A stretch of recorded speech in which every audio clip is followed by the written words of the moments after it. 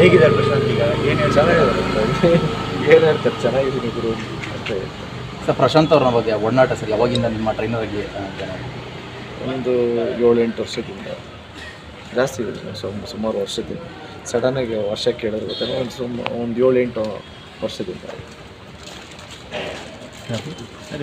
ಇವಾಗ ಏನೋ ಮಾತಾಡ್ಸಿದ್ರೆ ಸರ್? ಹಾಂ, ಮಾತಾಡಿಸ್ತಾ ಇದ್ರು 1 ಅವರಿಂದನೂ. ಇಲ್ಲಿ ಹಾಸ್ಪಿಟ್ಲ್, ಅಕ್ಷಯ ಹಾಸ್ಪಿಟ್ಲ್ ಅಂತ, ಇಲ್ಲಿ KR ರೋಡಲ್ಲಿ ಅದು ಅರ್ಧ ಅಂತ.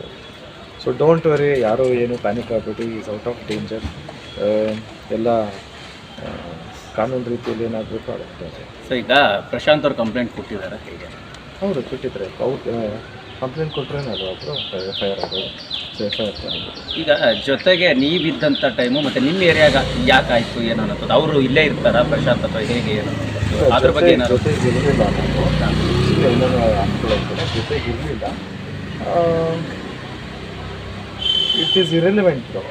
ಯಾಕೆಂದರೆ ನಮಗೂ ಏನು ಗೊತ್ತಿಲ್ಲದೆ, ಕಾಂಕ್ರೀಟಾಗಿ ಏನು ಗೊತ್ತಿಲ್ಲದೆ ನಾವು ಸುಮ್ಮನೆ ಏನೋ ಅಸ್ಯೂಮ್ ಮಾಡ್ಕೊಂಡು ಇನ್ನೇನೋ ಹೇಳೋದು, ಇದರಿಂದ ನಾವು ಪಬ್ಲಿಸಿಟಿ ತೊಗೊಳ್ಳೋದು ನಮಗೇನೋ ಅನ್ನಿಸ್ತಾ ಇಲ್ಲ. ನಮಗೇನು ಗೊತ್ತಿಲ್ಲ ಕಾಂಕ್ರೀಟಲ್ಲಿ.